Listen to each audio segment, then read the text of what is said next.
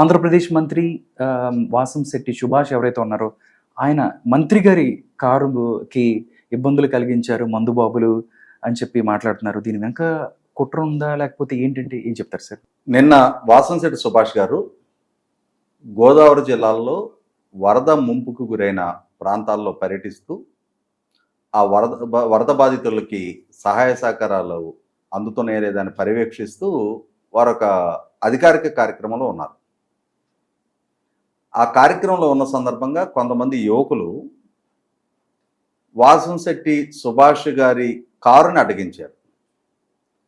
సహజంగా ఏం జరుగుతుందంటే, ఈ వరద ముంపు లాంటి ఇబ్బందికర పరిస్థితులు ఎదురైనప్పుడు ప్రభుత్వ పరంగా మాకు అందాల్సిన సహాయ సహకారాలు అందలేదు అని చెప్పని వరద బాధితులు అధికారుల దగ్గర, వాళ్ళ అక్కడ పర్యటించడానికి వచ్చిన ప్రజాప్రతినిధుల దగ్గర నిరసన వ్యక్తం చేయడం సహజంగా జరిగే పరిస్థితి. అవును సార్. అయితే ఇక్కడ జరిగింది ఏంటి? ఆ విధమైన ముసుగులో మంత్రి గారి కాన్వాయ్ని అడ్డగించి కొంతమంది వాళ్ళు వరద బాధితులుగా వాళ్ళకి జరిగిన అన్యాయం గురించి మంత్రి గారి దగ్గర నివేదించడానికి రాలా. వాళ్ళు ఒంటి మీద ఉన్న బట్టలు ఇప్పేసి కారుకి అడ్డంగా రోడ్డు మీద పడుకొని కులపరమైన నినాదాలు ఇస్తా వచ్చారు. అంటే ఇక్కడ ఉద్దేశపూర్వకంగా మంత్రి గారి దగ్గర కులపరమైన విద్వేషాలు పెంచే ప్రక్రియలో భాగంగా ఈ విధమైన ఒక ఎజెండాతో వచ్చారు. వాళ్ళు ఎవరో ఆదేశిస్తే వీళ్ళు పాతదారులుగా అక్కడ నటించారు. ఎంత అభ్యంతరకరంగా మంత్రి గారి దగ్గర వాళ్ళు వ్యవహరించారు అని అంటే, ఆయన ఒక రాష్ట్ర కేబినెట్ మినిస్టరు, అధికారిక పర్యటనలో ఉన్నారు. ఆ ప్రాంతం మొత్తం వరద ముంపుకు గురైంది. వరద ముంపుకు గురయ్యి వేలాది మంది రైతులు వేలాది ఎకరాల్లో పంట నష్టపోయి ఆక్రోశిస్తూ ఉన్నారు.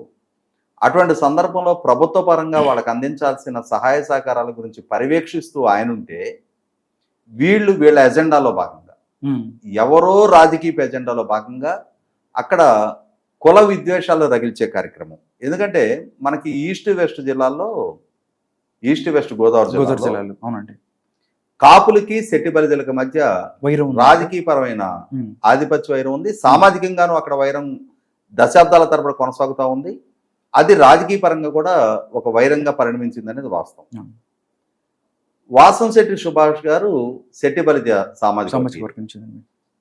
వీళ్ళు నిజంగా కాపులా, లేదు కాపుల ముసుగులో అక్కడ కాపులు అని చెప్పని, జై కాపు మేం కాపులం అని చెప్పని ఒకడైతే మరింతగా రెచ్చిపోయి షర్ట్ ఇప్పేసి మంత్రి గారి కారు ముందుకెళ్ళి ఆ బ్యానెట్ మీద సరుస్తా రోడ్డు మీద పడుకొని, అంటే ఒక రకంగా ఇప్పటికే మనం చూస్తూ ఉన్నాం, జగన్మోహన్ రెడ్డి గారు రాష్ట్రంలో శాంతి భద్రతలకు విఘాతం కలగాలని కోరుకుంటా ఉన్నారు. ఆయన ఏమీ జరగని సంఘటనలోనే చాలా పెద్దగా భూతద్దంలో చూపించే ప్రయత్నం చేస్తూ ఉన్నారు ఆయన.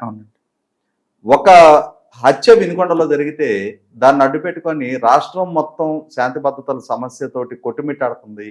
ఇక్కడ దాడులు, దౌర్జన్యాలు, అరాచకాలు జరుగుతూ ఉన్నాయి. రాష్ట్రంలో రాష్ట్రపతి పాలన పెట్టాలి అని చెప్పని నినదిస్తూ ఉన్నాడు ఆయన.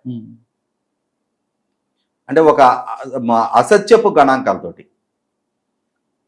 ఫక్తుగా పచ్చిగా మాట్లాడుకుంటే ఒక అబద్ధాల కోరు ప్రచారం చేస్తా, తప్పుడు గణాంకాలతోటి, గాలి గణాంకాలతోటి గాలి ప్రచారం చేస్తున్న తీరు మనం చూస్తున్నాం. మనం ఆయనకు అధికారం దక్కలేదు కాబట్టి ఈ రాష్ట్రం, ఈ ప్రజలు ఎలా బాగుపడతారని నేను చూస్తానన్న వైఖరి ఆయన ప్రదర్శిస్తున్నాడు.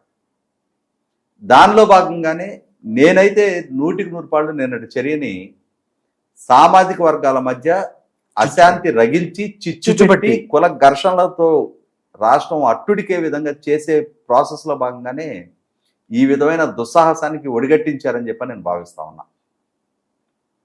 ఎక్కడ రాష్ట్రం మళ్ళీ పెట్టుబడులకి నిలయంగా మారుతుందో, పెట్టుబడులకి ఒక డెస్టినీలాగా మారుతుందో, ప్రభుత్వం ఒక ప్రాపర్ అంబియన్స్ ఎక్కడ క్రియేట్ చేస్తుందో, నేనుండగా దాన్ని సాధ్యపడిస్తానా అన్న వైఖరి ఖచ్చితంగా జగన్మోహన్ రెడ్డి గారి ఎజెండాలో కనిపిస్తూ ఉంది. ఆయన ఉద్దేశపూర్వకంగా ఢిల్లీ వెళ్ళి జరగని హత్యలు జరిగినట్టుగా చిత్రీకరిస్తా, జరగని ఆత్మహత్యలు జరిగినట్టుగా చిత్రీకరిస్తా, జరగని దాడులతో చిన్నలు జరిగినట్టుగా చిత్రీకరిస్తా ఆయన జాతీయ మీడియా ముందు, వివిధ పక్షాల నాయకుల ముందు, అట్లాగే విజయసాయిరెడ్డి స్వయంగా రాజ్యసభలో కూడా సభను తప్పుదో పట్టించే సమాచారం ఇచ్చిన తీరు చూసాం మనం. వాళ్ళు ఎంచుకుంటున్న విధానం ఏంటి అంటే, మా మీద, మా తప్పొప్పుల మీద ఈ ప్రభుత్వం దృష్టికి సారించి మా తప్పొప్పులను బయటికి తీసి, మా అవినీతిని బయటికి తీసి, మా భూ ఆక్రమణను బయటికి తీసి, మా నాయకుల్ని నడిపదాలను నిలబెట్టే ప్రయత్నం చేస్తున్నారు. ఆ వెసులుబాటు మేము దక్కనీయం. శాంతి భద్రతలు విఘాతం కలిగిస్తాం, మేము ఏదో ఒక అస్థిరత కలగజేస్తూ ఉంటాం, శాంతి భద్రతలు విఘాతం కలిగిస్తూ ఉంటాం. పైగా మేమే రాష్ట్రంలో శాంతి భద్రతలు లేవు అని చెప్పిన ప్రచారం చేస్తూ ఉంటాం. ప్రభుత్వానికి ఈ శాంతి భద్రతను కాపాడుకునే దాంట్లోనే నిమగ్నం అయ్యి వాళ్ళ ఎనర్జీ మొత్తం అందులోనే ఎగ్జాస్ట్ అవ్వాలి తప్ప రాష్ట్ర అభివృద్ధి మీద, ప్రజలు వాళ్ళ మీద చూపించిన నమ్మకం నిలబెట్టుకునే స్థాయిలో వాళ్ళ పనితీరు కనపరచడానికి మేము ఆస్కారం కలగనేము అని చెప్పని ఒక విధ్వంసకర రాజకీయాన్ని ఎంచుకుంటా ఉన్నారు. 100% నిన్న గోదావరి జిల్లాలో జరిగింది. దానికి కొనసాగింపుగానే నేను భావిస్తా ఉన్నా. ఎందుకంటే ఇక్కడ గమనించుకుంటే వాళ్ళు వరద బాధితులు అనుకుందాం. వరద బాధితులు అయినప్పుడు వాళ్ళ ఆహార్యం చూస్తే మనకు అక్కడ బాధితులా కనపట్టాల. ఖచ్చితంగా వాళ్ళు వాళ్ళ విచక్షణ కోల్పోయి ఉన్నారు, వాళ్ళు ఆలోచించే పరిధి కోల్పోయి ఉన్నారు. వాళ్ళు అయితే గంజాయికో లేదు లిక్కర్కో ఎడిక్ట్ అయిన వ్యక్తుల్లా కనిపిస్తూ ఉన్నారు.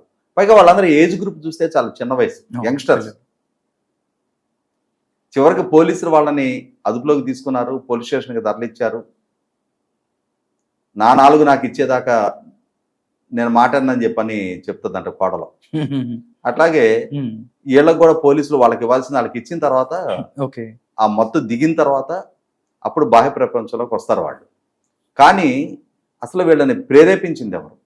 అక్కడ మంత్రి కార్యక్రమంలో ఆయన అడ్డుకోండి, కులపరమైన నినాదాలు చేయండి. ఆ నినాదాలు చేయటం ద్వారా మంత్రి గారి తాలూకా కొద్ది మంది అయినా సరే ఏంట్రా మీరు మాట్లాడేదని ఘర్షణకు దిగాలి. ఆ ఘర్షణకు దిగడం ద్వారా కులాల మధ్య ఘర్షణగా దాన్ని చిత్రీకరించాలి, అది 2 జిల్లాలకు విస్తరించాలి, అవసరమైతే రాష్ట్రం మొత్తం విస్తరించాలని చెప్పని ఒక కుయుక్తిలో, కుట్రలో, నేరపూరిత చర్యల్లో భాగంగానే దీన్ని మనం పరిగణించాలి. దీంట్లో లోతైన విచారం జరగాలి. అసలు సిసలు కుట్రదారులు ఎవరు, సోతదారులు ఎవరు? పాతదారులు ఈ 6 కుర్రాళ్ళు కళ్ళ ముందు కనిపిస్తున్నారు మనకి. కానీ అసలు సోతదారులు ఎవరు? ఎవరి ఎజెండాలో భాగంగా వీళ్ళు వచ్చి ఇక్కడ ఇటువంటి సాహసాన్ని కొడిగట్టారు? ఈ విషయాన్ని నిగ్గుదేల్చాలి. ఇటువంటి నేరపూరిత చర్యలకి ప్రేరేపిస్తున్న, ఆలోచిస్తున్న నాయకులను కూడా ఆదిలోనే కనుక కట్టడి చేయకపోతే అంత్యనిష్ఠురం కంటే ఆదినిష్ఠురం మేలు.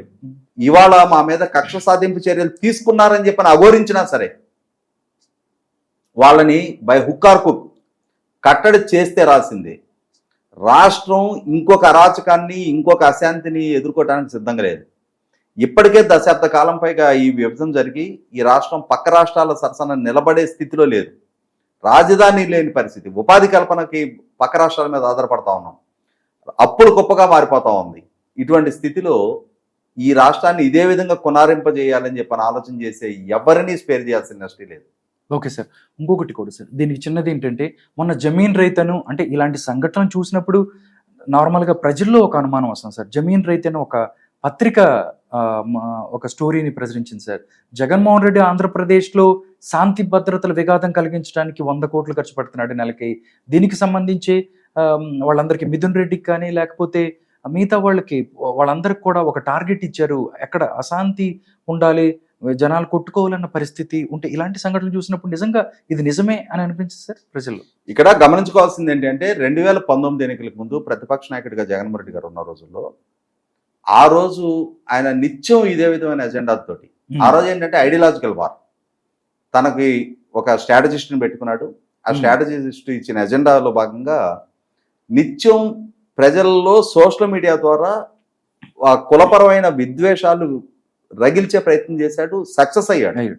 2019 ఎన్నికల్లో ఆయన అనుకున్న ఎజెండా ఆయనకి సక్సెస్ఫుల్గా అమలు జరిగింది, ఆయనకి ముఖ్యమంత్రి పదవి దక్కింది. కానీ ఈ 5 సంవత్సరాలు పాలకుడిగా ఆయన సామర్థ్యం ఏంటి అనేది ప్రజలకు ఒక స్పష్టత వచ్చింది.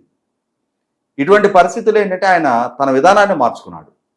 ఐడియాలజికల్ వార్, అంటే ఇక సోషల్ మీడియా ద్వారా విష ప్రచారము ఇంకోటో దాని ఒక్కదాని మీద ఆధారపడటం కన్నా కూడా ఫిజికల్గా విద్వేషాలు రగిల్చాలి, శాంతి భద్రతల సమస్య సృష్టించాలి, ఓకే. ఘర్షణలతోటి రాష్ట్రం అట్టుడకాలి, దీన్ని చూపించి రాష్ట్ర బ్రాండింగ్ దెబ్బతీయాలి, ఏ పెట్టుబడిదారుడు రాష్ట్రం వైపు రాకుండా కట్టడి చేయాలి. చంద్రబాబు నాయుడు గారి నాయకత్వంలో ప్రజలు ఎన్నుకున్న కూటమి ప్రభుత్వం ఒక ఫెయిల్యూర్ ప్రయోగంగా ప్రజల ముందు చిత్రీకరించాలి. మళ్ళీ ప్రజలకి వీళ్ళకన్నా జగన్మోహన్ రెడ్డి మిగులు, జగన్మోహన్ రెడ్డి నయ్యము అనిపించాలి. ఇది అతను అమలుపరుస్తున్న ఒక విద్రోహపూరిత ఎజెండా.